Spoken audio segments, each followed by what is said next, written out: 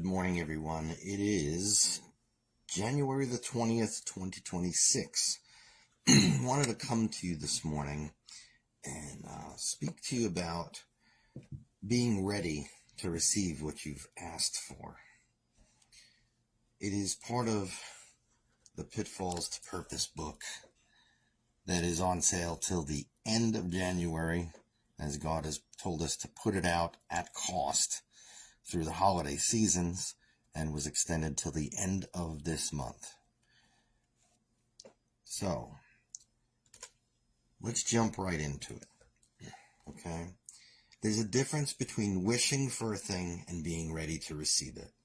I've spoke about this many years ago here on the Facebook channel, and it was put into this book, From Pitfalls to Purpose, when the Lord told me to just start jotting things down, talking it out, and then compiling it so other people can understand and learn where are they going wrong. You know, we all do it wrong. Don't get me wrong. I'm not perfect. You're not perfect. And this may get you unstuck, you know, kind of like you're stuck in the mud. You're spinning your wheels in the mud. You need a little more traction. All right, so this is chapter 8 in the From Pitfalls to Purpose book. It's backwards, I know, just showed you. Helps with the subconscious programming that sabotages our lives. And this book will teach you how to fix it. All right, so chapter 8. There is a difference between wishing for a thing and being ready to receive it. So what is the difference between someone that is just wishing for something? Oops, and my book thing's falling down. Wishing for something to happen, and someone that is ready to receive what they have asked to happen or asked for. This is page 92. You see, we have goals and dreams. Goals prepare us for what we say we want through pursuit and knowledge. From thinking things through and asking ourselves questions of how something works or how we can acquire a certain thing. These things prepare us to receive what we say we want. Okay, there's a lot in that small paragraph. So we see that we've asked for some stuff. You know, you see that we have goals and dreams, and then the difference. Goals prepare us for what we say we want. Sometimes we don't know what we want. Sometimes we think we know what we want. Isn't that right? Haven't you been one of those people that says, oh yes, I want a better paying job, but you have to work every weekend, right? Oh, I don't want to work every weekend. But that's what it requires to have that better paying job. Why? You just get hired in that position. You're a low person on a totem pole. So you're going to get the days and hours that other people may not desire as much. They paid their dues, right? You get where I'm going with this. Oh, well, I don't want to do that. Okay. Well, there's a difference between wishing for a thing and being ready to receive it, right? Goals prepare us for what we say we want through pursuit and knowledge. Well, I want a better paying job, Joe. Well, what have you pursued in wisdom and knowledge in the job you think you want? Did you have to get more computer skills? Did you have to work the weekends? Work second shift instead of first shift? Oh, no, I don't want to do that. Excuse me. You see what I'm saying, right?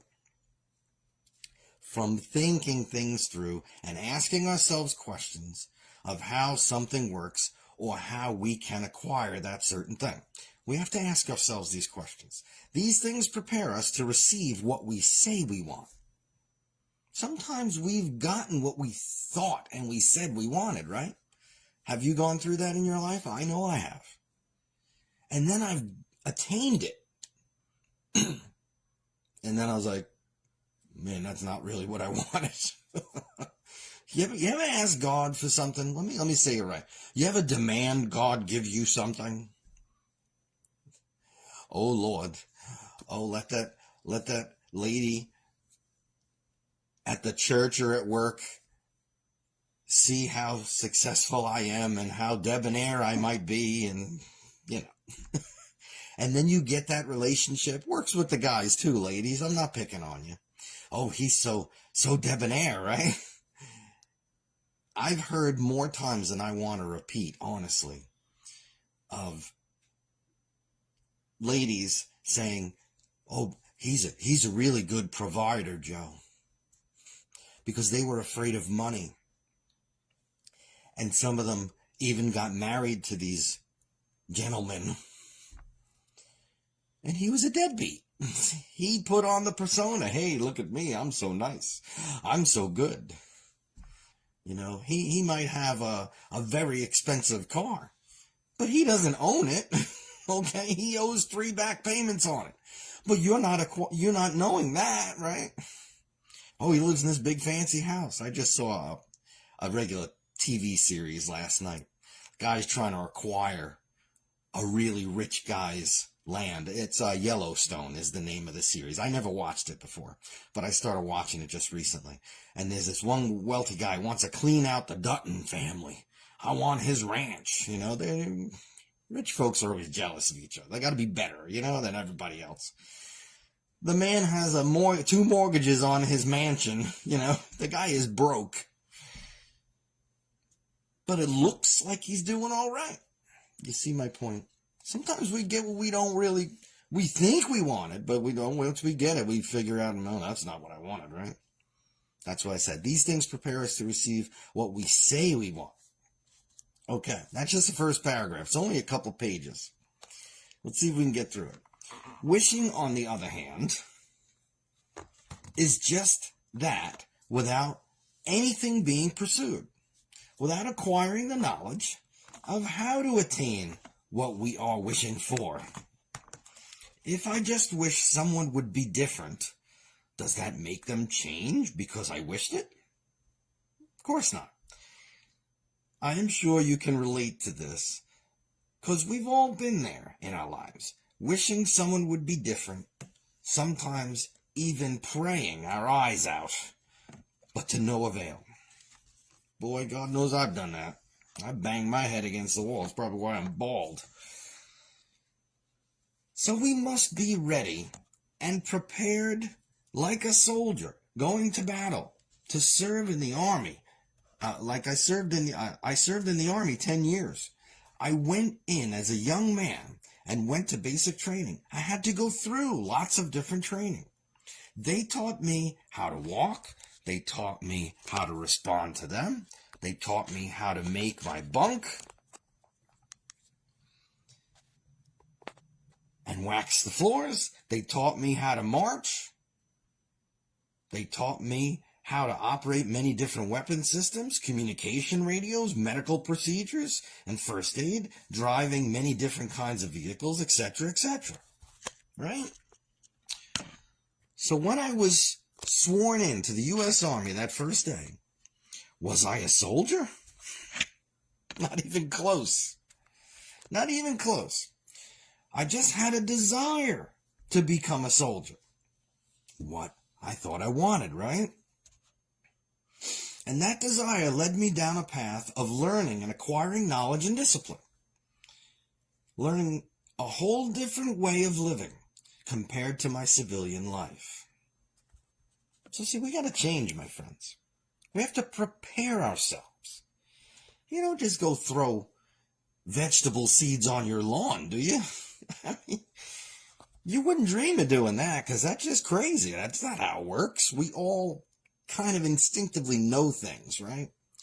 But yet we still have the pea brain, the pea brain gets in the way. Don't get upset. Joe's got a pea brain too. Learning a whole different way of living compared to my civilian life. I had to speak differently. I had to walk differently, which they'd called marching.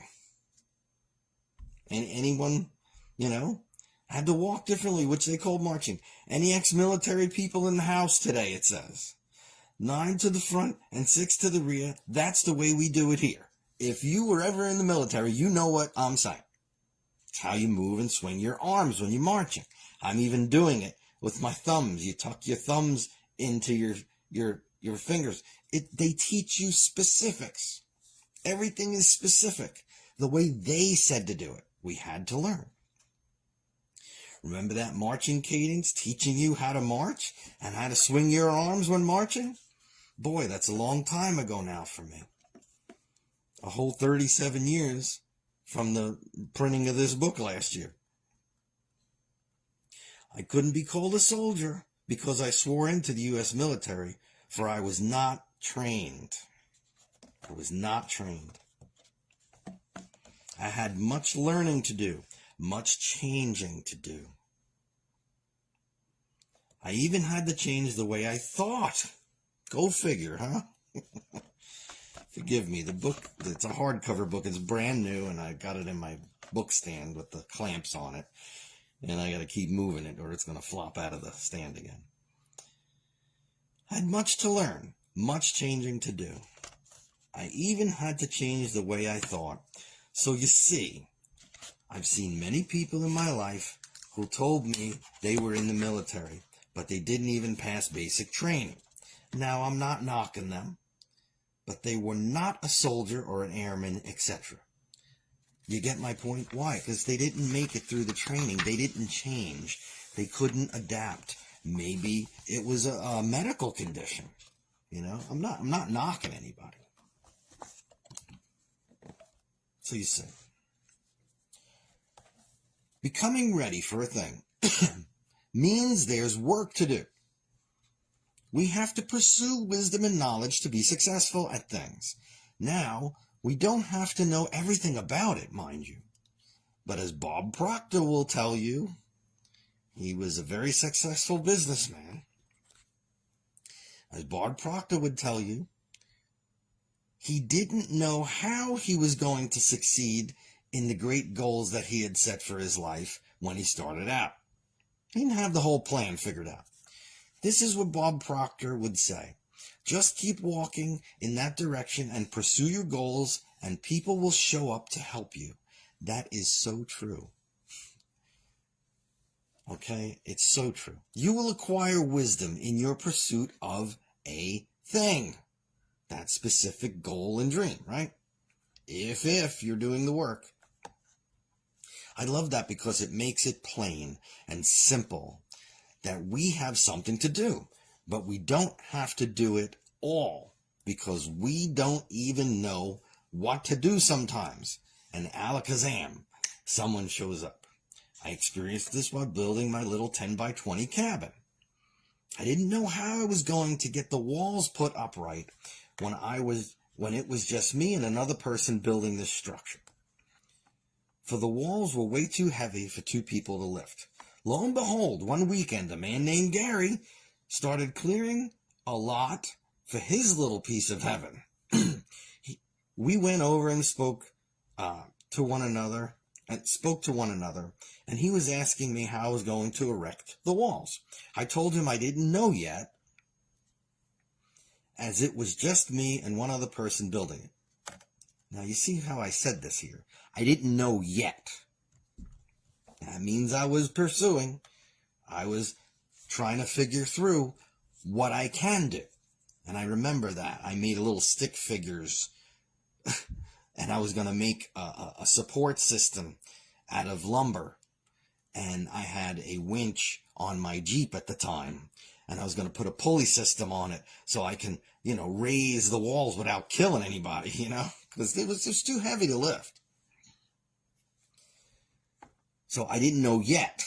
I didn't say, well, I don't know. What am I going to do? I wasn't negative about it, you see. Where am I? Okay. One person building it. Didn't know how to erect walls. I told him I didn't know yet, as it was just me and another person building it. He said, well, if you're going to be around next weekend, I'm going to have 10 to 12 strong young men to help me out, Joe. I said, that works for me. In other words, he was saying, hey, I'll help you out. To help you out, Joe. That's what it said. Excuse me, I read it wrong. I will have 10 to 12 strong young men to help you out, Joe. I said, that works for me. Thank you so much. I had absolutely no idea how I was going to erect those walls, but I kept building anyway. I didn't stop. Got to keep on walking. Got to walk. Keep pursuing. Keep doing what God has told you to do. I kept building anyway, and at just the right time, because of my pursuit, it made me ready to receive at that moment exactly what I needed. You see, I had a lot of learning to do in order to build that structure, for I am not a contractor or a builder, but I know how to learn. I did a lot of learning to build that structure. I wanted it to be safe and to last a long time. I did a lot of learning about materials, what would last, for I live in a very humid environment in Florida. I had to learn about roofing materials, for there are wildfires in that area that sweep across the grasslands.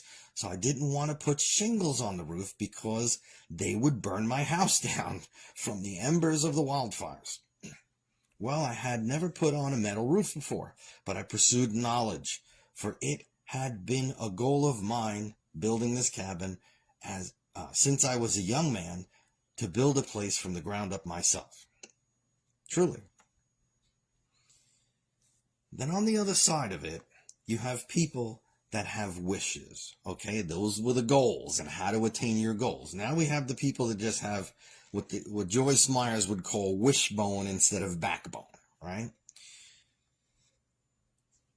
On the other side, you have people that have wishes, but they are empty with no knowledge and what they are really wishing for. They don't know anything about it. They didn't pursue. As I said in another chapter in the From Pitfalls to Purpose book, and have referred to many times in the book, what is your definition of success and why do you want to be successful? My friends, I've been around a lot of fools in my life. Fools never get ahead. Even if they're wealthy, doesn't mean they're smart. Doesn't mean they're not a fool because they have money. You can be getting duped, like I said. The Yellowstone show, the rich guy that everybody thinks is very wealthy wants to buy up the other guy's land. He's broke. Drives a nice car, though. Lives in a mansion. He's broke. He's got 2 mortgages on his mansion. You'll never know if they don't tell you, right? Don't go just by what you see. I've been around a lot of fools in my life. Fools never get ahead, even if they're wealthy. Have you ever heard the saying, penny wise and dollar foolish? There's another saying you may have heard in the Bible. A fool and his money is easily parted. My friends, wishing is not enough. I wish people were different. I wish they would change, so I wouldn't have such a hard time with them anymore. But you know the old saying, don't you? Wish in this hand and want in the other, right?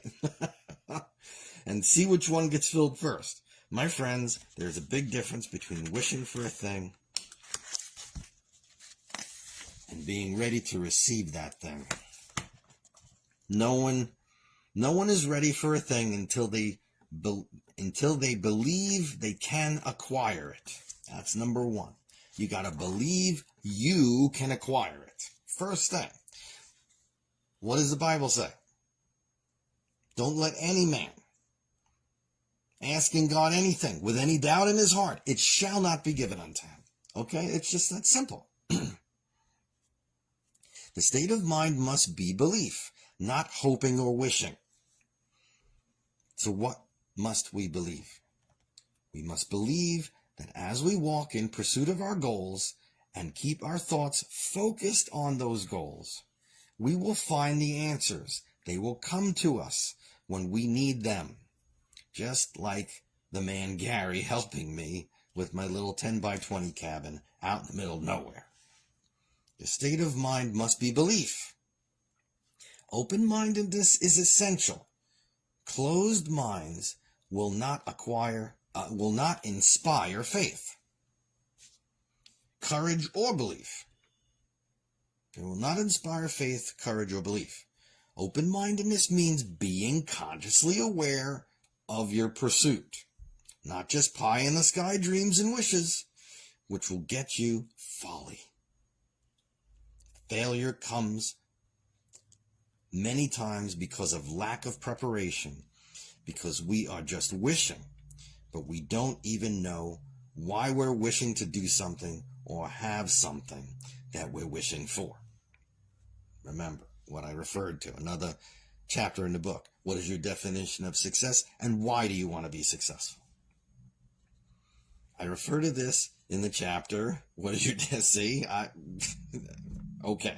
What is your definition of success, and why do you want to be successful? My friends, if it's just for selfish gains or showing off, then you're pursuing the wrong things. If you're just trying to show someone up and put your mind to accomplishing something or doing something to show other people that they're wrong, then you are a fool. And a fool has many follies that are seen by all. Let's go back to my dad's dry cleaning business that I referred to earlier in the book. That failed. He lost half his life savings that he worked extremely hard for with physical labor. Everyone, and I mean everyone, family, friends, his bookkeeper, all told him this was a bad idea. But you see, he wanted to achieve success to cover up her prior failures.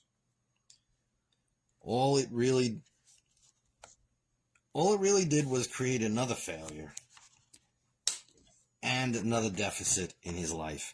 And he's been in that state of mind for a long time now. Well, now he's passed away, but that's how he passed away. He died in his folly, honestly. It's sad, really sad. Everyone tried to tell him. He was my dad. I loved him, right? Dad, come on, what are you doing? Think about this. Think about it. You know how much money you got to lay out? How much does it cost a person to bring their shirt into the dry cleaners? Maybe $5? You got a lot of money out there? How long is it going to take you to make that money back, Dad? I don't know. He didn't do the work, you see. He was focused on making money because people said, oh, dry cleaners make money. Yeah, well, how many years did it take him to make money? When were they profitable? Did you ask that? No, of course not. So you see, it just folly. And it says at this time, he still thinks the wrong way. So he still pursues with a fool's heart. My friends, there is a big difference between wishing for a thing and being ready to receive that thing. No one is ready for a thing until they believe they can acquire it. The state of mind must be belief, not hope or wish, for there is much work to do in the pursuit of your goals and dreams. And please never forget that. There are no get-rich-quick schemes in this world. And there are no fast tracks to being a successful person, shape, or form in this world. By no shape or form. You got to do the work. It takes pursuit of the right things. It takes us changing and learning new ways of thinking that squelch the old program in us that we have been raised with. That's what this book is all about, From Pitfalls to Purpose. How a subconscious programming sabotages our lives and how to fix it. And I'll just show you the companion workbook. Okay? There's a workbook that you can purchase with it. Right now, they're at cost. For both of them, it's going to be less than $20 for the paperbacks. Probably about $15 for the companion book and the regular book. I mean, if you don't think you're worth that, I'm telling you, then maybe you're right. How about that? Maybe you're right. But I know better, you see. I know that you're worth it. You have to believe you're worth it. I used to believe that once your mind was steeped in the old program, that it was not changeable. And I was very wrong about that. And I'm so glad I realized how wrong I've been. For now I know differently, and I have changed. Now I seek to help others change who are sick and tired of being sick and tired. But there is a whole new life out there waiting for you that has always been there. But the subconscious mind has hidden it behind a veil. Every goal and dream can be acquired. It truly can. By you, if you truly seek it and do the work that is necessary to walk down the road where help awaits you to achieve your goals and dreams. Okay? That is as simple as this is, my friends. Really, really. If you want to believe it, and you can receive it. If you don't believe it, then the devil has already won. It is that simple. He's already won, and there's nothing I can say or do to change it. Just like I said, we have to do the work. That's why the Lord said, Joseph, this is a very short chapter in this book that I told you to write. Tell them about it. Now, you can go on Amazon.com and just type in the book name, From Pitfalls to Purpose. That's all you have to do. Type it in, and it will come up, and the bookstore will pop up. That is the hardcover version. But you do have the softcover version and the companion workbook. And also, another little booklet. How are you solving God's problems on the earth today? Okay? How are you solving God's problems on the earth? These things are at cost. I think this book is like $6 right now, till the end of January 2026. Go on the Amazon website. All you got to do is type in From Pitfalls to Purpose, and all the books will come up underneath there. Okay? We're not making a dime on this.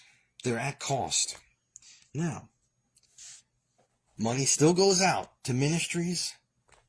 We give to good ministry causes.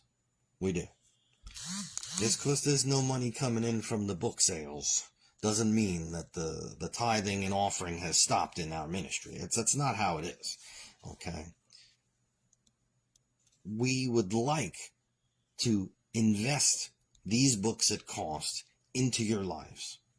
That's why the Lord told me, Joseph, do it at cost through the whole holiday season until the end of January. Okay? The book prices will be going up February the 1st to regular prices. If I remember right, the hardcover, I think, is about $25 or $29. The soft cover, that's From Pitfalls to Purpose. The soft cover, I believe, I think it was $8.95. The companion book, I think, was $7.95. And the How You Solve God's Problems on the Earth is, I think, $6.95. I mean, come on. And then again, the prices will go up. The soft cover, maybe $16, something like that. It will be updated February 1st. So please get a copy for yourself. It will help you. If you get one thing out of it that you've been stuck in, it's well worth it, because you are worth it. It took me all these years in my life to learn this stuff. And then over a year ago, the Lord said, Joseph, put it in print. I want you to write a book. I'm not an author. I'm not a writer. I flunked English in high school. Had to take summer school in 10th grade. Okay, but thank God for my editor. Computer whiz, typing like a banshee, doing their part for the ministry. So you can get these resources. All right, my friends, Amazon.com, From Pitfalls to Purpose. Type that in. It'll come up. How are you solving God's problems on the earth? It will come up. Go to our webpage, wisdomofgodministries.com. We have a YouTube channel now. It doesn't make a dime. We're just starting out. But again, these things are to get the word out. It's not about making money here. Okay? God is given to Joseph personally through his pursuits and God ideas. He takes good care of me. Okay? It's just simple as that. So that's not what this is about. Please invest in yourselves. It is a new year. Hopefully you saw my video. Don't do the things you did last year, this year. You'll ruin the new year right out of the gate. We're just shy of 3 weeks into the new year. Make a change and change your lives. Do it God's way. Change the old programming. That's what these books are for. All right, my friends. You know what I'm going to say. I love you all so very much, but God loves you much more. Have a blessed day.